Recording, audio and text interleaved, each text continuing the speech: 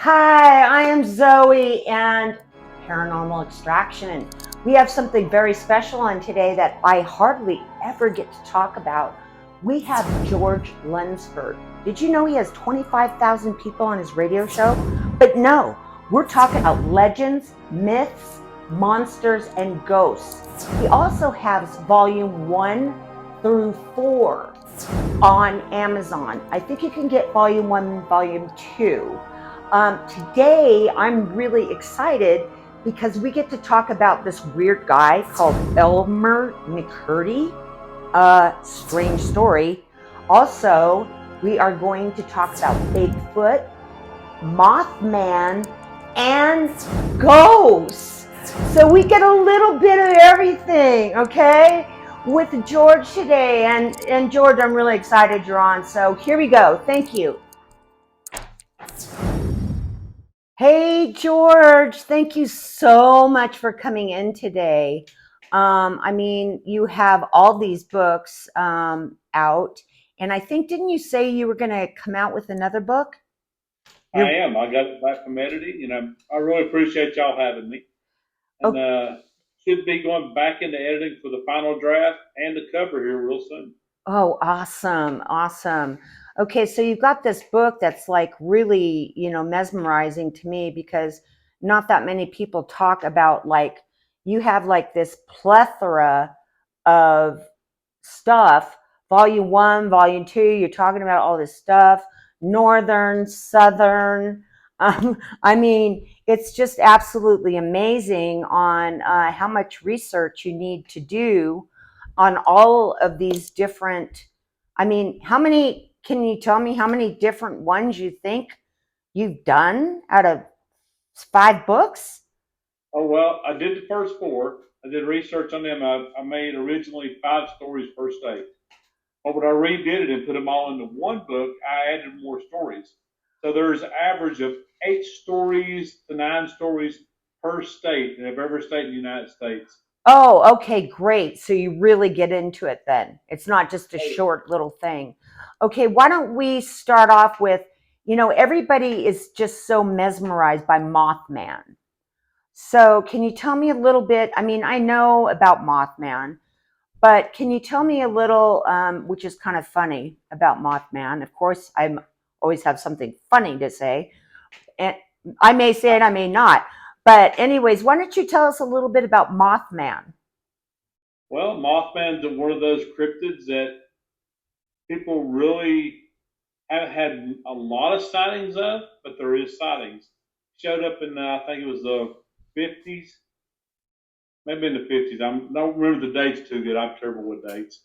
They showed up on the bridge that collapsed, and they decided he was a herald of disaster. But this Harold. creature has showed up in more places than most people realize. Okay, wait a second. He was on a bridge and he's called the Herald of Disaster.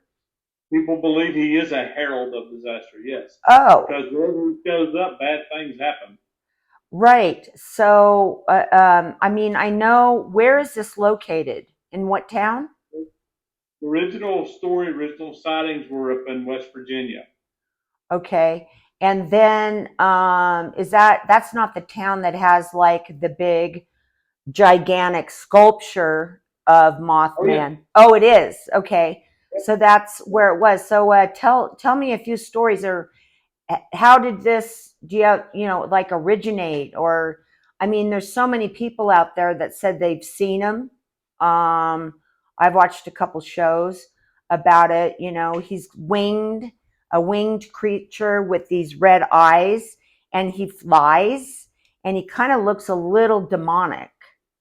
yeah, and the first sighting came from some workers that seen him in flying through the air, and then he was reported on that bridge right before it collapsed.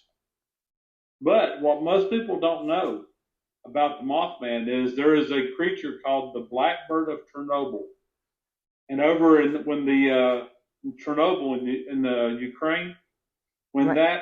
that nuclear power plant went ballistic and melted down, there was 5 days of sightings of a creature that matched the description of the Mothman. Okay. Wow. Okay. So what do you think this is? Do you think because of the meltdown of this, what did you say it was again? Um, Chernobyl. oh, right. That something kind of happened out of that incident.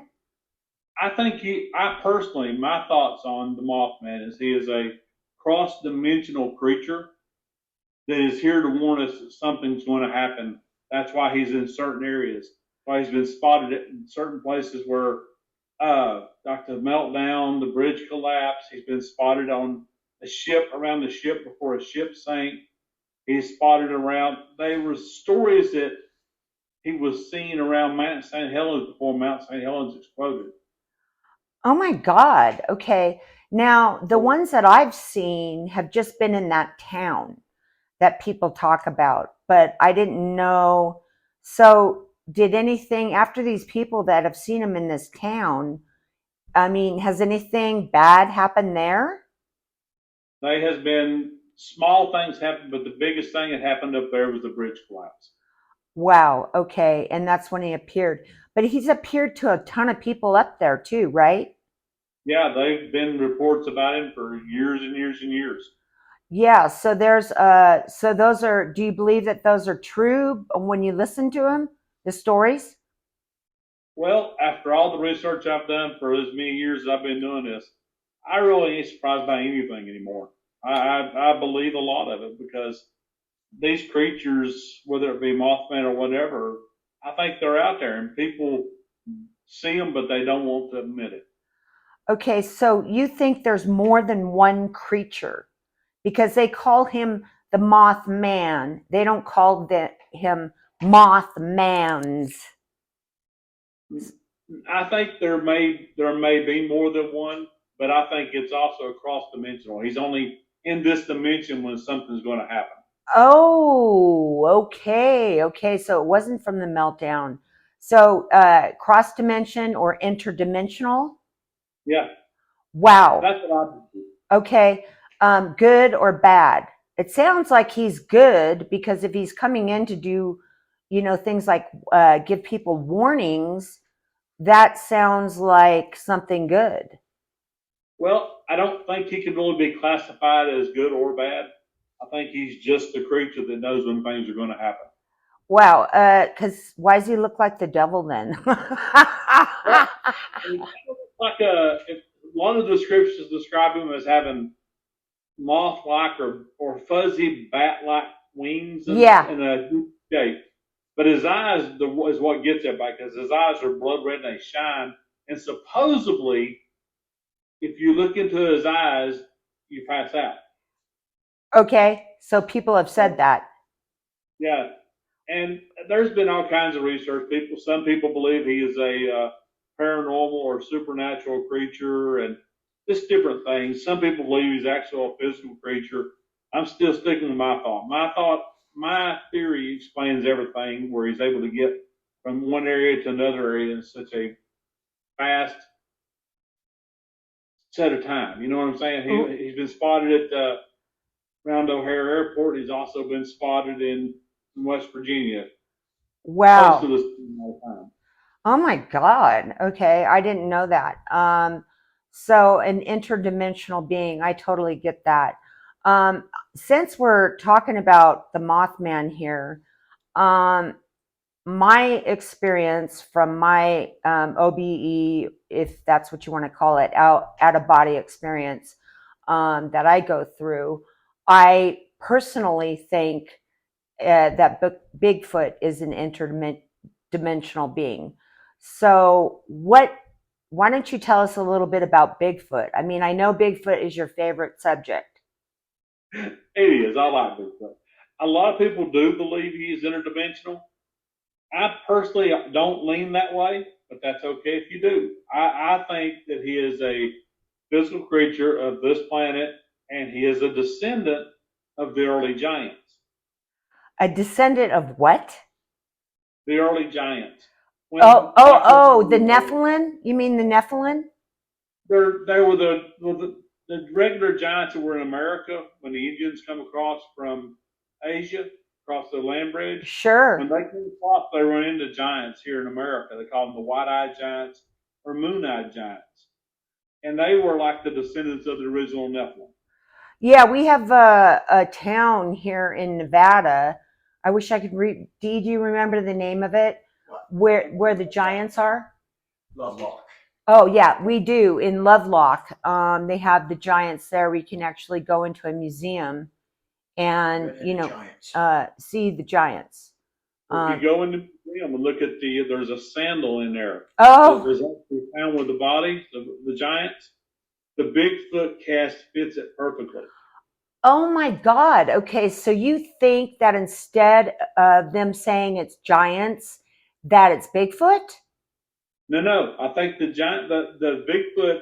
See, when the Indians come across, they attack the giants because the giants were cannibals. Right. I think they drove the cannibals, the giants in the caves, and they evolved through environmental purposes into being Bigfoot.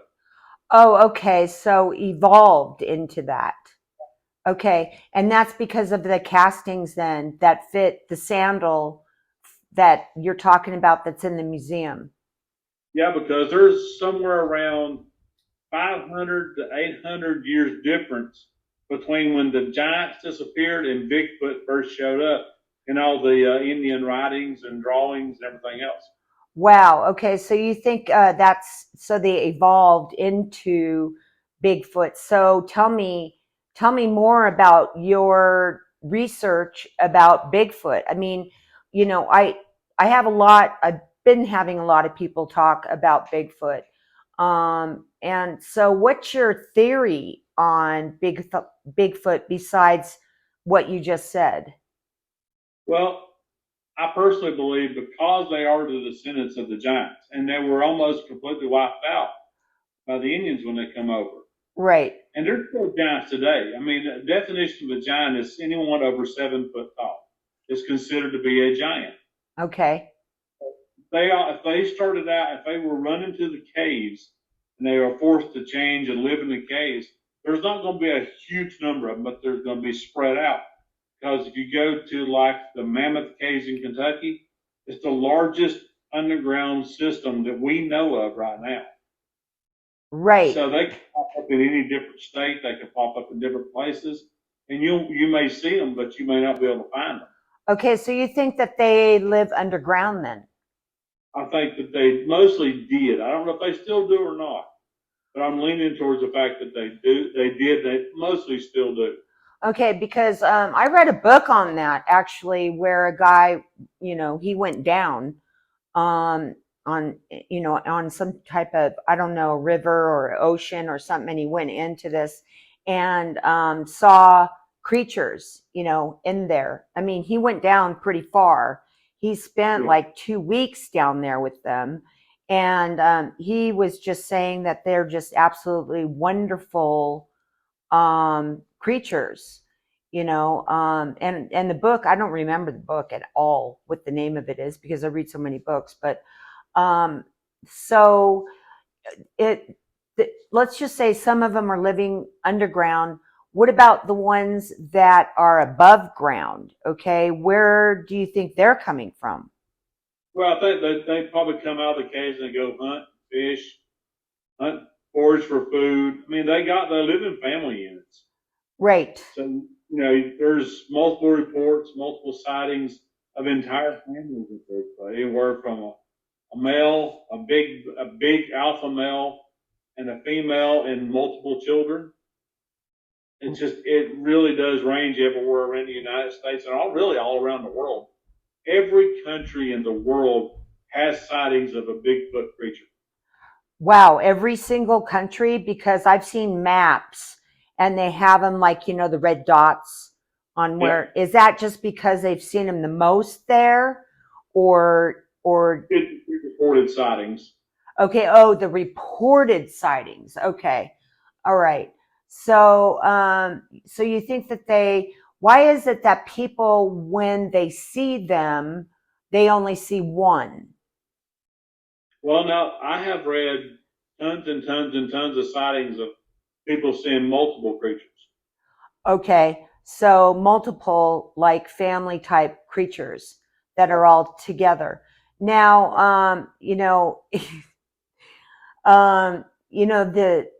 the stuff that they're doing on video now, I just have to laugh, at a lot of them because obviously they're CGI, okay? But some of them are definitely real because now they have the longer arms, right? That's one of their traits where they have the longer arms. And what else uh, did they have for sure? Well, Because when people look at these videos or I post them, then they'll say, well, he doesn't have this, or yeah, that's authentic, or this or that because of whatever besides the arm. So what else would it be? well, for me, I look for very little neck, little to no Oh, neck. that's right. Their shoulders are so big. And I also look for the stride because the way their feet are made, they actually have a break where it bends in their foot, midways between their foot. Where we have an arch, they have a bend. Okay. Yeah. Now I know. So that causes them to have a certain stride that most people don't have. When they bring their back foot up, we bring ours up an angle like this. Uh-huh. We Right. walk our foot From the like this. heel, right. Okay. First comes all the way up. Right. Their back foot always comes all the way up, almost flat, straight as they're walking. That's what gives them a different stride than anybody else does. Oh yeah, this is my biggest question. All right. No, it's not my biggest questions. I have a bigger one than this. But okay, why haven't they found dung? Why haven't they found, or so they say, hair? Why haven't they found a dead one? Why haven't any, how come nobody shot one? Why? I Well, mean, they have found it, but they can't associate it with anything because they don't have a body on the table. right. Okay. Why do you think that is? Well, I personally think that, and this is all my belief. People may think I'm crazy, but that's okay. I think they bury their dead because they were they lived like regular humans did at one time. So they may have retained that when they evolved into being Bigfoot. You know, people, you don't change from one species to another, but you can evolve as far as your general appearance, your actions, your motions, everything changes through a period of time. Even as a regular person, your everything changes from the time you're a child to you're older. Right, And right. Okay. well, I think they retain certain parts from when they were just a tribal group. Okay, so when they're a tribal group, then um, they bury their dead. Okay, but Yeah, they have rituals like any other group would have. they have all these hunters out there, which I am just not in agreement with. Okay, and no one can shoot one. Well, they've been shot. They've been reports of them shooting them. But when Okay, they go back to get the body, because the thing is, when they're out there hunting and they see this creature, they're looking at a human face, a human-like face, right, and either they can't pull the trigger or they're scared so bad because here you're looking at a creature. You're up in a tree stand 10 foot and he's almost looking at you eye to eye. right. So they're, yeah, they get nervous, they get scared. But the ones that have been shot, once they put the creature down, they come back and the creature's gone because most likely the other Bigfoot moved the body. Okay, and And okay. the government has several bodies in storage. That doesn't surprise me. Well, they put a pamphlet out telling their people how to act if they run into a Sasquatch. Oh, they do? Who does this? This. What? The The military put out warnings for certain groups of people, like when you're doing mountain training, Oh, yeah. that if you encounter a Bigfoot or a Sasquatch, this is what you do. Oh Why my would they put this out if the creature didn't exist? I've seen the real pamphlets. I've seen them personally. oh my God. Okay. My story is this, and I'll do it really quick. I was watching a show, and there was about 7 or 8 scientists sitting around a table, and no one knew each other. Okay, and it was all on Bigfoot. And Okay. so they all did their separate investigations, and they came up with, all in agreement, kind of like a jury, okay, of saying that it was a species of unknown origin. I love that. I love it. So they didn't know. So that's what they came up with, you know? Yeah. Wow. Wow. Okay. Whoa, that's pretty mind blowing there. I didn't know that they had these pamphlets out and all of that. Um, Now, let's talk about the ones that supposedly rip people's bodies apart, shank their campers, or things like that. How do you feel about that? I'll, well, I think they're territorial. I do believe that. I haven't read anything that I have seen Bible about them attacking a human being, but I have read about them going by tents, tearing tents down, putting their hands on vehicles, shaking the trailers, and that's mostly just a bluff. It's like they have the same tendency as like a human, a small human trying to bluff somebody bigger than them, Right. or a gorilla trying to, bluff people off away from his family and stuff.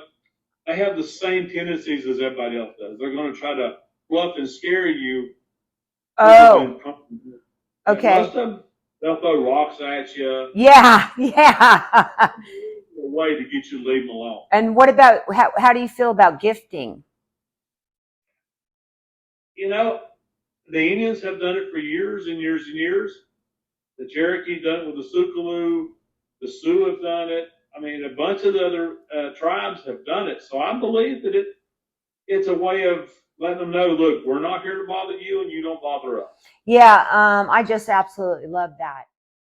I love this whole thing about gifting. And if you go back to the Native Americans, I mean, it's just, I think that's a wonderful thing to do. And I just love when I see people doing that, you know? Yeah.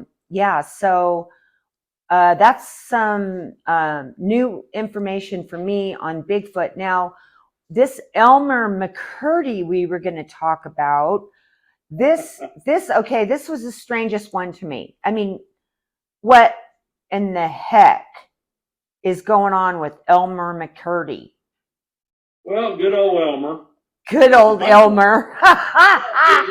He was a bank robber. I mean, a train robber or bank robber, one of the two, in the early 1900s. And he got in a shootout, got killed, which that's nothing unusual. But when they took the body to the embalmer, they had no money to pay him. They had him what? They didn't really have the money to pay him to embalm him. Oh, okay. They didn't have the money to pay. Okay. So the embalmer had the idea of selling tickets to get your picture made with a real train robber.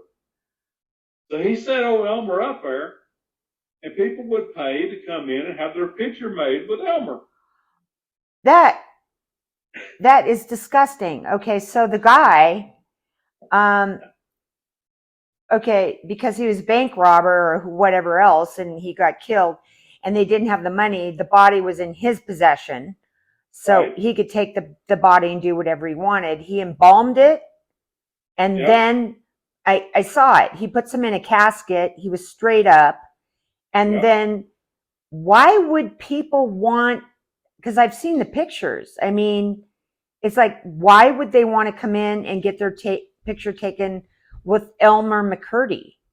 Well, think about it this way: you go to wax museums. You go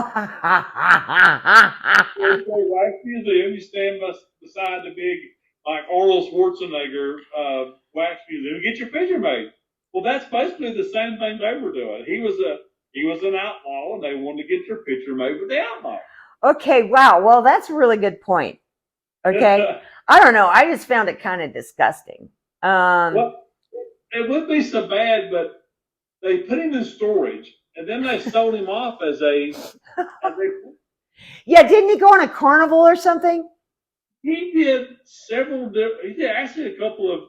He did a carnival. They had him in a carnival, hanging up as a dead body in a some kind of display. They put him in a couple of movies in the early '70s and '60s, and around I think it's '76, they were filming an episode with the $6 million man, Are and so you kidding? they He get a what they think are props.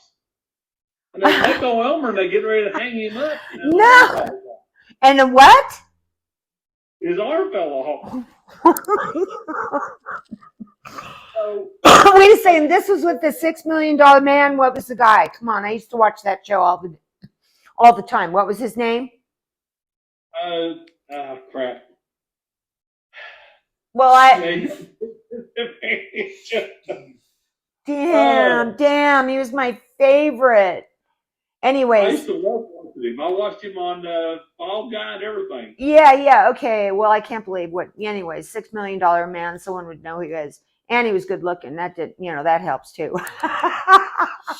That didn't do um, anything to me, but I mean, okay, yeah. so on that set, his arm fell off. His arm fell off, and they realized that he wasn't a dummy; that was a real person. Oh my God! So they call in the cops, they call in the ambulance, everything else shows up. And that's when they actually identified him as who he was and realized that they'd never buried the body. They just was passing it around. Oh my God! So after that, they got rid of it, obviously. But they actually give him a real burial. I think he's actually buried in Boot Hill. Wow. Okay. Wow. Boot Hill. All right. That's in Virginia City. It's in Wyoming, In maybe in Oklahoma. and because you're going in and out because you're on your phone. What is it? What? I think it's either Wyoming or maybe Oklahoma. Oh, okay. I got the wrong place. Okay. All right. Okay. So tell me about now. Oh my God. I don't know why that just freaked me out, but that story just was. Tell me. I didn't know about his arm coming.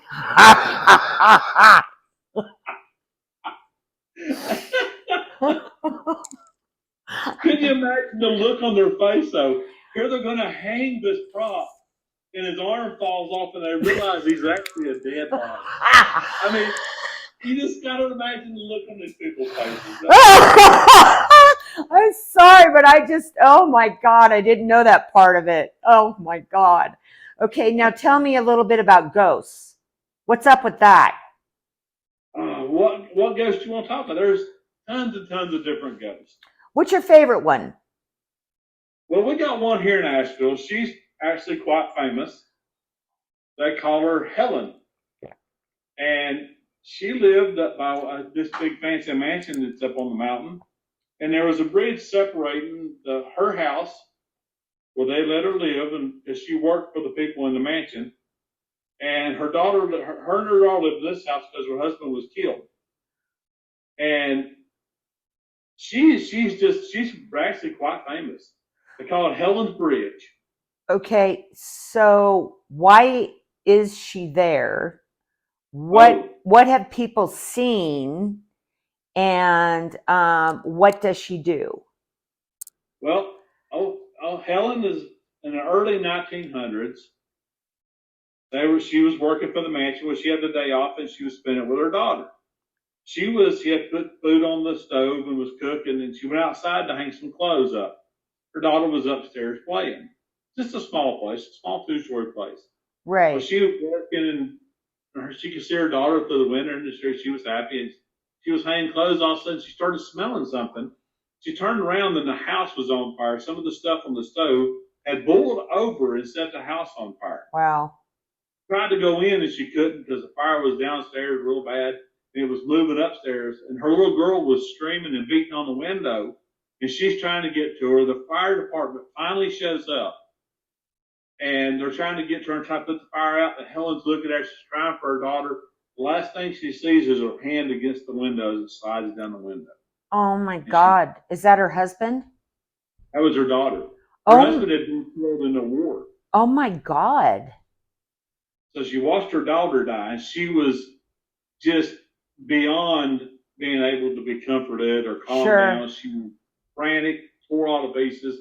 They brought her daughter's body down in the bag and they zipped it up and they left and they put all the fire put out. The people of the house tried to help her out. They took her up to the house that night and they just couldn't console her. They couldn't get her to calm down. She was just extremely distraught. Well, they all finally went to sleep and they thought that she was asleep. But what she really wasn't. So she come out of the house and she wandered just, like a zombie. She just Yeah. couldn't understand why her daughter was taken. Right. She felt guilty because she felt it was her fault that her daughter got killed. Oh my She was God. terribly distraught. And she walked in and her foot hit something. She looked down, there was a rope there. And she figured, I'm done with this world. She tied off to the bridge, tied the rope around her neck, and jumped off. Oh, okay. Wow. Okay. So because that she went in such a horrific way, this is my belief in ghosts, that's why they hang around, is they have unfinished business, or you Right. know or something horrific like that happens, so it keeps them on this plane of existence. So you what have people seen? I mean, because it's on this bridge that she spotted, right? You're spotted below the bridge. Below. Spotted below the bridge. There's orbs. They've got videos and plenty of pictures of the orbs moving around. They have seen full body apparitions, which I have seen that myself. Oh, really? Oh, yeah, I've been up there many times. Wow. If you upset her or you call out or upset her daughter, there's a fire orb that will fly around and even chase you. Oh my God. Uh, I've seen all kinds of fire.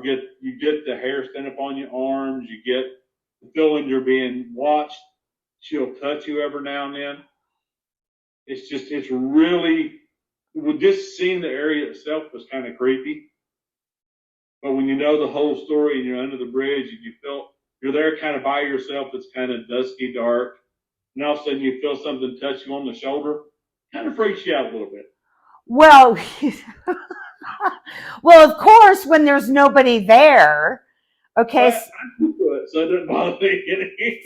So what did she look at like as a ghost? Was she like wearing like, old fashioned clothes? Was she, oh, she Every was. time I've seen her, she's been in early 1900s dress, like a long skirt, long sleeves, the apron on the front.